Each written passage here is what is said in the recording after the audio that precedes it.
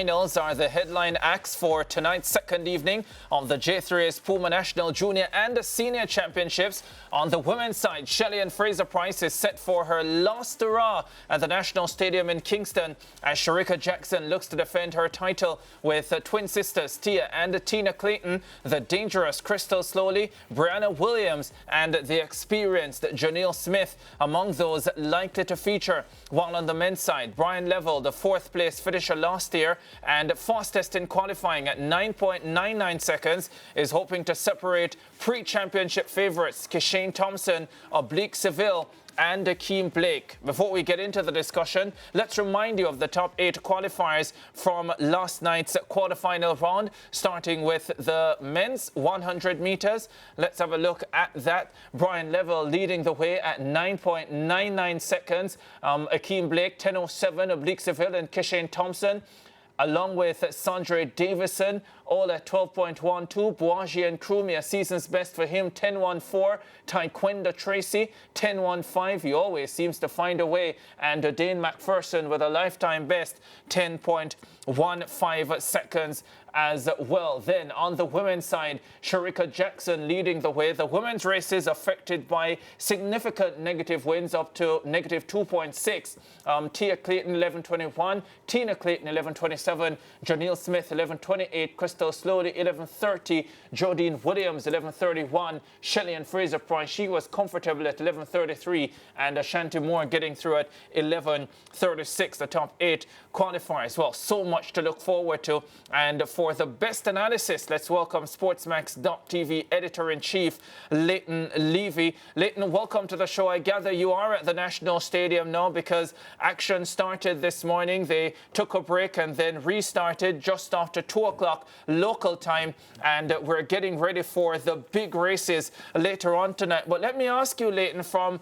what you saw last night, who impressed you most across both the men's and women's 100 meters? Let me start with the men. That's easier. I think Oblique Seville and, of course, Brian Level were probably the two most impressive qualifiers. I thought Level was, for somebody whose personal best was 9.97, last night he looked really, really impressive, literally cruising to a 9.99, easily the fastest time going into the finals. Of course, Oblique Seville, who we all know his potential. He virtually stopped running at 60 meters last night and still ran 10.12 or I think 10.15, 10.12 it was. But those two performances stood out more to me than anything else on the men's side. Of course, and Krumi and the rest of the crew don't look terrible either. So I think what we're going to see tonight is something similar to what we saw last year when, Kishane Thompson ran 9.77 and Oblique Seville was impressive. Akeem Blake. I think Brian Level could get himself into the top 3, though. If he can replicate what he did last night and bring it at full speed, he looks like he's ready to go sub 9.9, which would make it quite interesting to see who ends up fourth in this, what I expect to be an epic clash. On the women's side, we all been talking about Shelly-Ann Fraser-Pryce and the fact that she's 38 years old and the fact that she's, in her last hurrah. But God, she looked really good last night. She was very comfortably winning her heat, notwithstanding the very heavy negative wind. But she wasn't alone. The Clayton twins looked rather good last night as well. So did Brianna Williams and Janelle Smith, who's finally healthy this year. So that's the short answer to your question, Ricardo, is that Shelly, for the mother of them all, who has been doing this since 2007, perhaps takes the edge. Notwithstanding Shericka Jackson's 11.20, I think Shelly probably looked the best of them all, considering where she's at in her career. Yeah, I counted 10 of the women, Leighton, in the semi-final round of 24 who have gone under 11 seconds in their careers, which means that 2 women who have lifetime bests of sub-11 will get left out of the final later on. I just want to go through these semi-final races. I'm going to start with semi-final 1 that has Nisha Berger, Kashika Cameron, Serena Cole, Janelle Smith, Ashanti Moore, Sharika Jackson, Alana Reid and Danielle Williams, the sprint hurdler. And of course, to go through automatically, I just want you to tell me who you think your two automatic qualifiers will be from this first semi-final, and then we'll go through the others. I think we're looking at, well, certainly Sharika Jackson and Janelle Smith are my favorites in this heat here. I think the reality is, when you look at the rest of them, it's going to be a bang up. It's going to come down to, to use a cliche term, Ricardo, I think it's going to come down to execution and who can find the composure in the heat of the moment. The experience of Sharika Jackson and the hunger of Janelle Smith, I think, gives them the edge, but that doesn't give them certainty as the top two. Because the thing about Janelle for me is that she ran well at Racers Grand Prix, her best time since in a few years, certainly. Since 2019. But, 2019. But the reality is that now that she's back in some kind of form, does she have the belief still to believe that she can go out there and do it again? So that's my worry about her. I know she's hungry. I know she wants this. But will she have the mental capacity to handle the pressure of the moment? But I do believe that Sharika Jackson been there, done that, both at the regional, at the local level, and international level. Certainly she looks to me, especially based on her form last night, look to be the ones to go through. Yeah, well, I definitely agree with you on that first semi-final. The second semi-final, I think, is the toughest of the three. Alia Baker, Shania Douglas, Shanice Walker, the 1098 collegiate athlete from the University of, from Florida State University, Crystal Slowly, a 1099 performer at her best, Shelley and Fraser Price, Tia Clayton, Natasha Morrison, and Marissa Palmer. Only two you can take automatically, Leighton. Who are the two that you are taking from this very hot semi-final, in my estimation? Ricardo, I've been looking at it all morning, and it's very hard to call with who's going to emerge from this semi-final because it's stacked. You're looking at a semi-final that could easily have been a final in another year. I'm going to give Shelley and Fraser Price the advantage here, and I'm going to give, is it Tia Clayton or Tina Clayton that's in that heat? Tia Clayton is in this one. Yeah, I'm thinking it's Tia. I'm thinking Tia, based on what I saw last night, could make it through in the top two. But then it could be anybody else because this look, Shelley looked really good last night. She looked really comfortable. But when it comes down to who has the basic speed, Crystal Slowly could also be a factor. We saw what she did at the World Relays. That 10-to-1 backstretch, she was at 10 faster than everyone else. We are 2 months away from that. So she's obviously, well, we're assuming that she's in a lot better shape than she was then. And based on what we saw from her last night, not really at full tilt, but still running quick enough to get into the top three. I think it could be one of those battles, Ricardo, where it comes down to who crosses the line by millimeters, actually, because it's that close when you look at it on paper. And in terms of the execution, it's going to be very similar across the board as well. But I'm going to go with Tia Clayton and Shelley and Fraser Price. Yeah. You've had all day, Leighton, and you're still stumbling over it, but I completely understand. It's really a tough semi-final, and we're not talking about Shelley and Fraser Price of up to 2022. There are many unknowns when it comes on to her at this stage. She's gone 11.05 this season. Last night, as you pointed out, 11.33. I'm not 100% sure, Leighton, that she was as comfortable as you are suggesting. I must admit, initially when I was inside the stadium last night and I watched it, that was my impression, that she was extremely comfortable. But then when I watched the race back on television earlier today, I got the impression that she exerted a lot more energy than maybe I realized it last night. Of course, we'll get to see for real tonight, but that was my impression. Yeah, I mean, you wouldn't be wrong. I mean, I got the same impression, but still, what was key for me is that even though she had to work a little harder than she would have liked, I think she still showed some basic speed, which suggests that if she has 70% of the speed that we know she usually possesses, that she is good enough to get through here. Because you remember, you're talking about a woman who was done just 3 years ago. Albeit 3 years is a long time in the sport. That went 10-7 or below 7 times before the season. So you're looking at someone who her basic muscle memory under pressure should be able to bring her through in this one, even though it's going to be a really close semifinal. Yeah, and the third and final semi-final, Shamira Williams of Elite Performance, Lavania Williams, Carletta Bernard, the University of Texas athlete who has improved to 11.19 this year, Brianna Williams, Jodine Williams, Tina Clayton, Kemba Nelson, and Alexis James. Incidentally, there are 4 Williamses, can I say that, in this semi-final? And the others, how do you see this one panning out? You can only take 2 automatically to the final. Well, Tina Clayton obviously is, for me, the shoo-in in this seat. I am going to have to lean on sentiment here a little bit. Just over a week ago, Brianna Williams ran 3 races on a Saturday night, 11.04, 11.03, and 22.69. She looked pretty comfortable finishing second behind Tina Clayton last night. And I think John Smith gives her the proper instructions tonight, she will get the better of the rest of the field.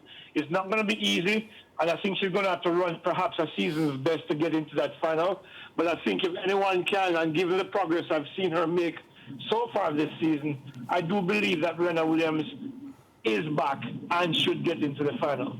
Yeah, and Leighton, form and the times are one thing, but based on what you saw, from watching these athletes in training and all of that, if there is to be a surprise act, who does it come from?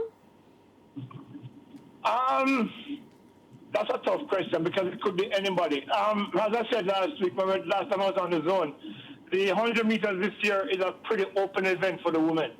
There are a lot of women who are within fractions of a second of each other.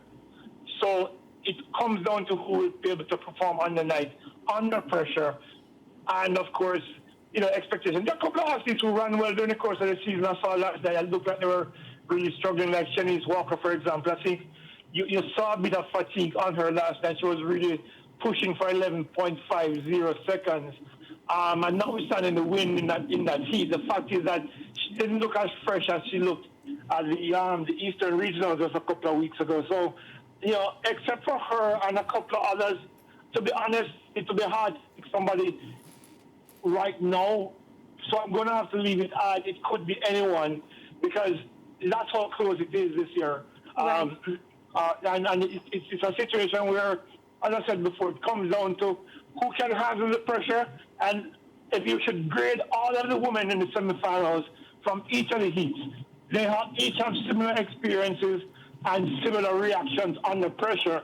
So it could be literally anyone. Okay, and Leighton, just one more because, we did talk about the party that's happening later tonight. So I'm just going to ask you, you've been at the stadium for quite some time. How has the crowd been? Like, anybody has turned out yet or people still at work? Well, I'm not at the stadium yet. I'm actually on my way to the stadium. I had some issues I had to deal with today that were unexpected.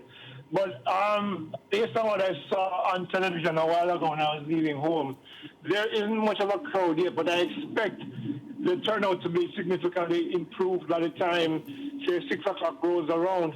The challenge, really, the party that's been scheduled, I walked around the Stadium East last night, and boy, I'm telling you, this is such an embarrassment. You have to find space. The entry is under the stadium seat. Ricardo will be more familiar with this. That seat to the south of the stands of Stadium East is where you have to enter because the main entrance is completely blocked off. There's a massive stage there. There are shelves and all kinds of different barriers and structures. That's going to make it difficult for anybody to navigate unless they go to the southern side of the stadium to get around to the Stadium East. It's ridiculous that this is happening. Yeah, and it's unfortunate. Yeah, we hope things work out well with that, Leighton.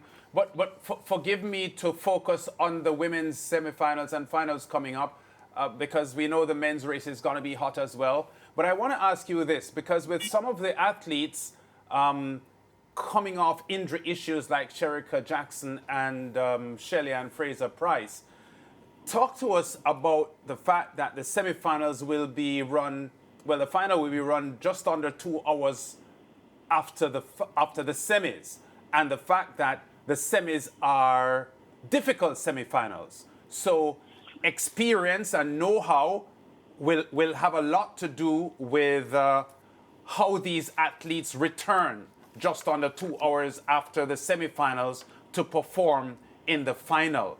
Can you say, if when you look at the names, that you could suggest that any athlete will be better placed and better qualified to repeat after difficult semi-final performances coming into the final?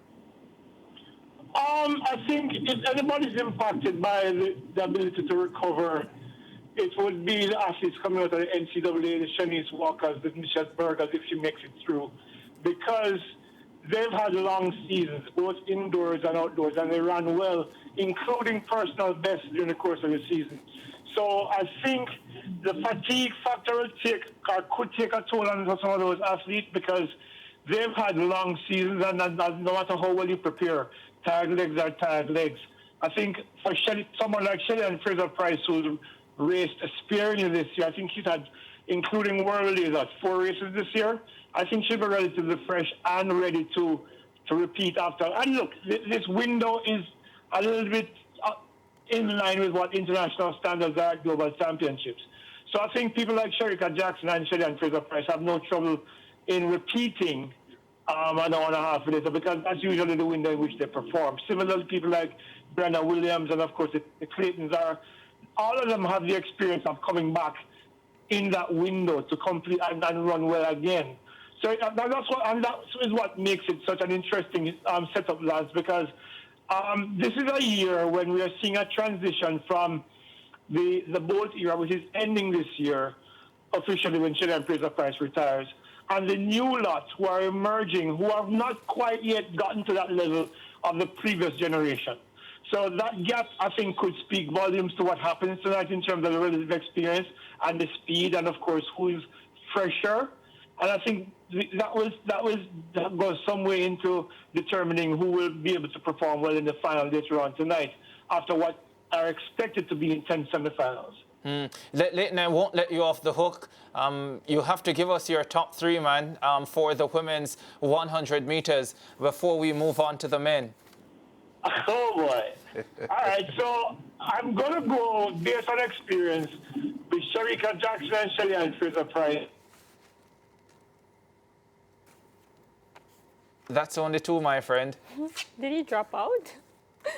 Fully recovered from that, whatever issue she had at Racers Grand Prix, because Tina did look better last night. That's my top 3. Say that again, Leighton, because we lost you. So it's Shericka Jackson, Shelly Fraser-Pryce, and who are you giving 3rd?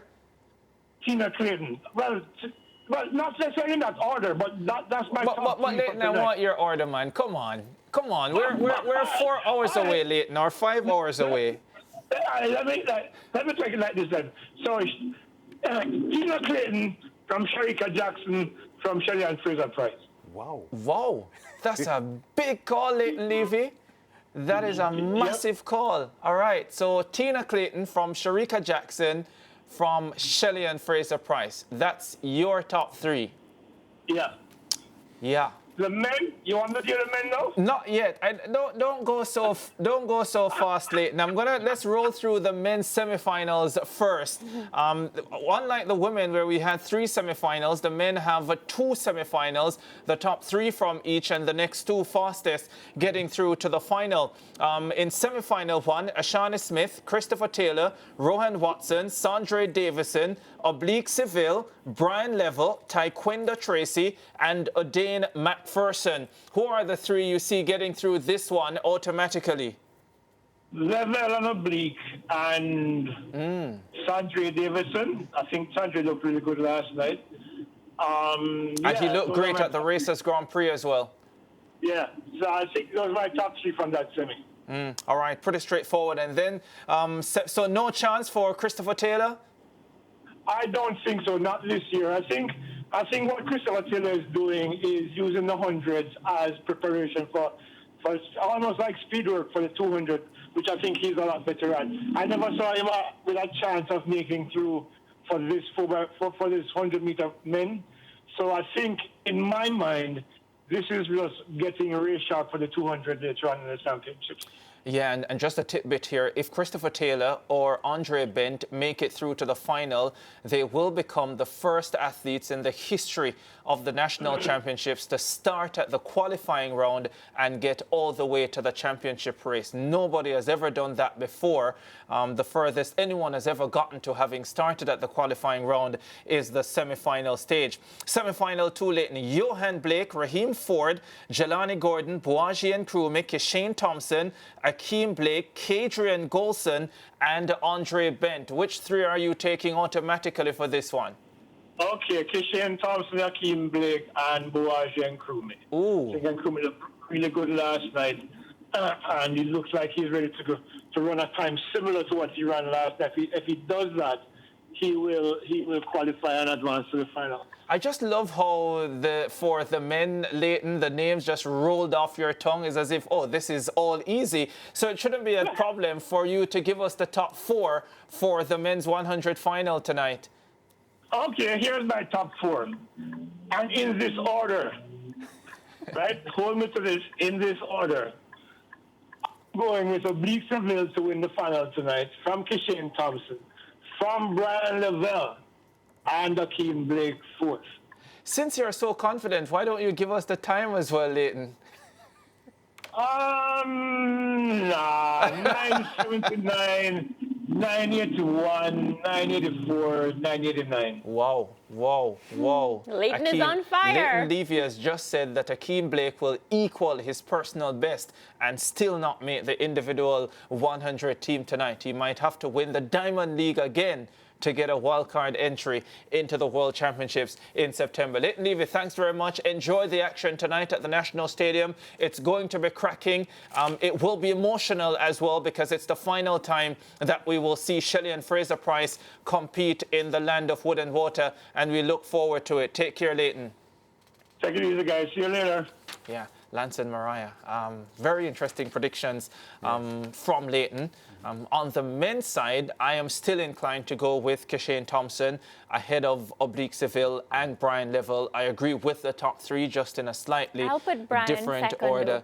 I would not be surprised if Brian Lavelle ended second either, because I thought he looked amazing last night.